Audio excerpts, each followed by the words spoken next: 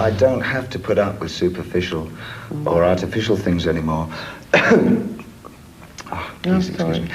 Because I am of the grand age where I can just do what I want, and I don't want to have things like entourages. I don't want to live like a Michael Jackson or a Prince or something like that. I just want to be able to be anonymous when I want to be and go out to a cinema or a theatre, bless you. Or if I want to make something public about what I'm doing, then I have the facility to do it. Yeah. And I can come to town and say, here I am, I have a tour. I can have television cameras come and I can call the press in and say, I'm having a tour this year, this is what it's going to be like.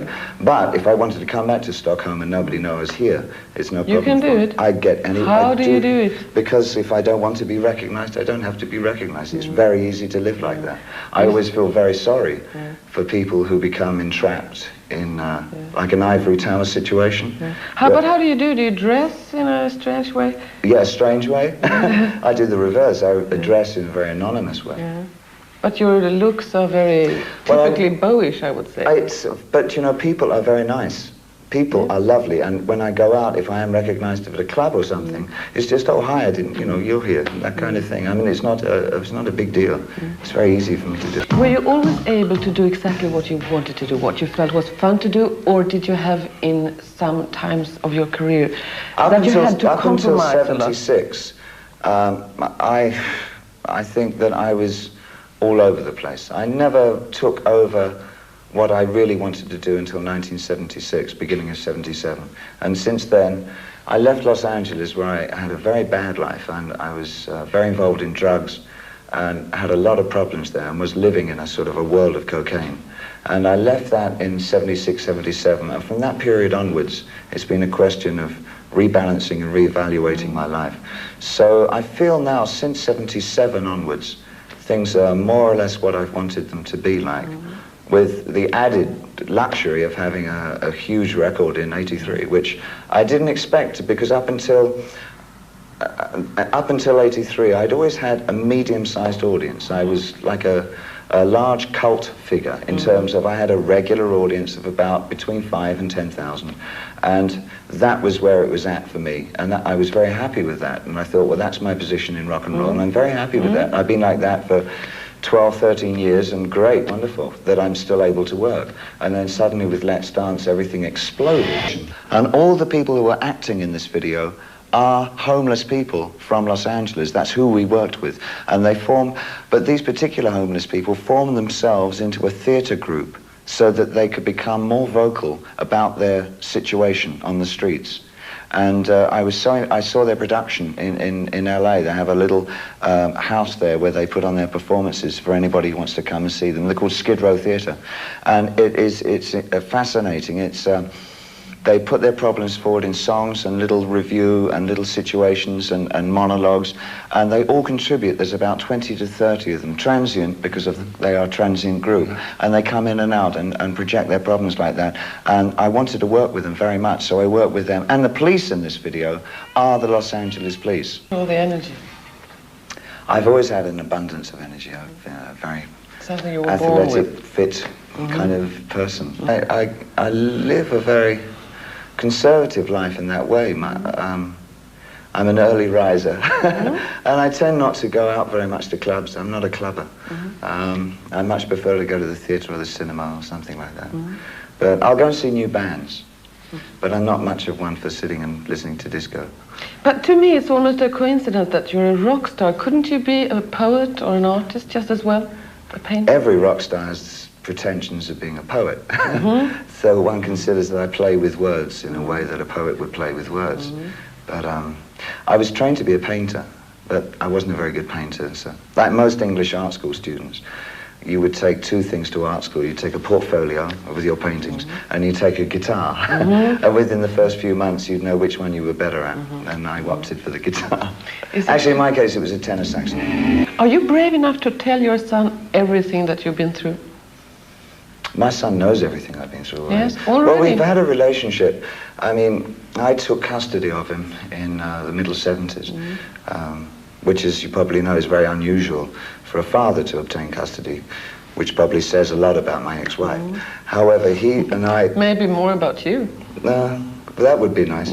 He and I have had a very strong, close relationship since that time, and I think now he's nearly 16. It's almost the relationship of two brothers, because I try and keep aware, because I have a genuine interest in the things that he's interested in, and the music that he's interested in, the sports that he wants to play, the things that he wants to do in life. So one naturally gravitates towards those things and learns about them, as well as him. So in the process of me sort of taking him over completely, I've grown up as much as he's grown up. Hopefully I've grown up a bit faster, because I've got to be a bit a bit further there. Yeah. But it's been the most rewarding thing for me, and probably the most fulfilling thing in my life. But did you actually tell him, you mean, about all the things you went through in the 70s in Los Angeles with drugs and sex? Oh yes, he knows all about those things. Yes. Well, at what age? Because I wonder myself, when can I tell Only over the children? last 2 well, what sex problems have you had in the last few years? Tell me about Not about sex problems, but I mean... or drugs when, and things that you've done, and I'm sure I can find the books. No, but I wonder, at what age did you start to be quite honest with him? I've been honest with him as the questions arrive. And obviously he reads all kinds of rubbish, so he kind of, comes back to me, and I talk with him about it.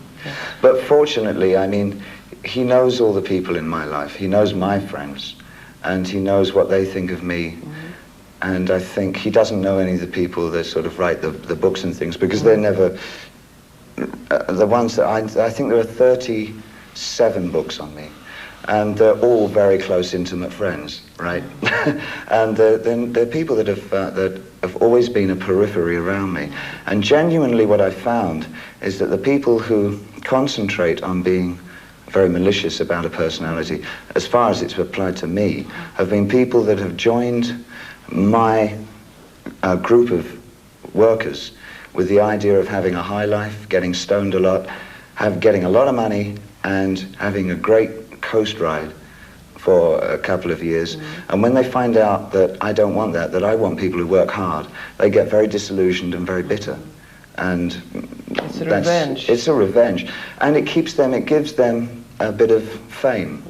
Because I think constantly throughout the books, it's the same group of 12 or 14 people who are in there, and they're getting their fame, and each book that comes out, they have to say something more outrageous than the last book if they're still going to be a big name, so it kind of works in that fashion. But Joe knows all my friends, and so he knows what my life's like, and he knows what my friends are like. Yeah. And my friends I would never mention, because I would not like them to become the brunt of that kind of publicity. I understand.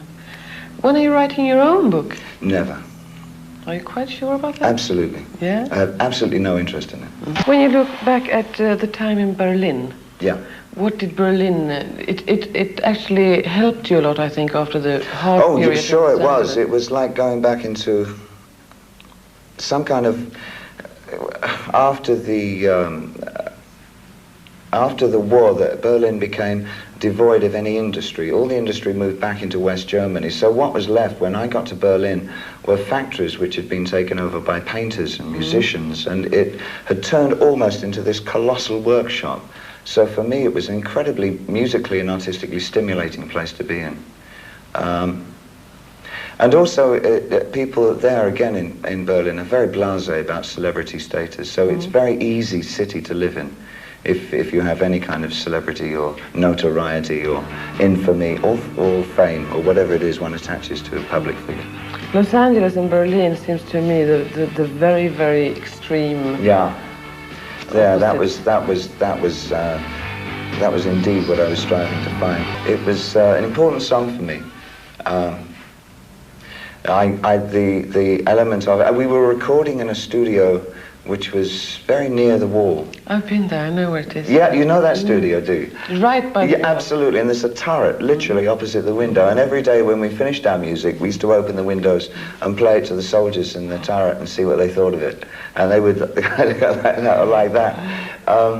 And one day I saw a couple walking by the wall that obviously used to meet there at lunchtime or something, and it's just the image of those two people having their romance by this grey, anonymous wall, and the guard turrets, and it just struck me as being a pertinent incident in the 70s at that time when I wrote it, and of course carries through to the 80s. It seemed to be very much of a nowness to it.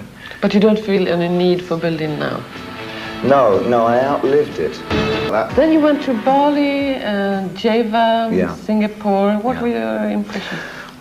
It was the Bangkok concert in Thailand, which was the very last one that we did there, was absolutely extraordinary because it was on the King's birthday. And so we were singing Happy Birthday to the King. It was the most incredible thing. And the one thing I remember more than anything else about it, other than Thailand itself, which I adore, I love traveling down to the coast and through the north, through the jungles there, it's beautiful. But going to the gig, the car broke down, so we ended up hitchhiking to the show. Yeah? And we got a taxi ride, and the police wouldn't let me in because they didn't think I couldn't get in. True. It took me about a quarter of an hour to get into the show, because I had no ticket. But in the Buddhist-oriented countries, there's a kind of calmness throughout them. In Thailand, there's an incredible calmness among the people that I think would be something for the West to learn from. Have you learned from it? I was a Buddhist for 15 minutes when I was a teenager, like every teenager. Meditating. That's right, yeah. I think from and that experience stayed with me. I think as if one can develop a philosophy, I think the idea of nothing manifest can last. That everything is very transient. It's not worth holding on to anything. What are you looking at? Seeing if you're having a crucifix. Oh yes, I do have a crucifix. Yeah, you do? Yeah. Buddhists are not supposed to have crucifixes. No, this one wears one. This one, this one attaches a lot of personal feelings to it. It was something that was given to me by my family many years ago. I've always wanted. I don't know why. But in the 60s, the popular music went very much hand in hand with the civil rights movement, and it changed people's awareness of the black situation. Later on, it did the same kind of refocusing, or contributed to the refocusing on the Vietnam War. And in the punk explosion in the 70s, that really changed people's, or really focused in on the economic depression that was current in Europe at the time. And then Live Aid came along, and suddenly people's attention was switched to the plight of the African nations.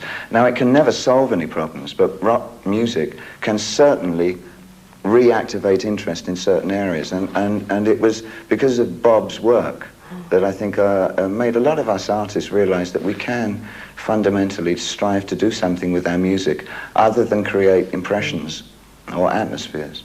I think that the nature of rock is changing in such a way that it can still provoke interest by things like the Bob Geldof event, the Live Aid event. But even that is changing now. There are so many things like that the attention is less and less. So something else will happen. But it's always undergoing change. Yes. That's the one thing. It won't stagnate because there's too much young blood that comes into rock. Every few years, young blood comes in and revitalizes it. And that's what makes it exciting. Och nu är det slut, så jag säger bara hej hej, hemskt mycket hej.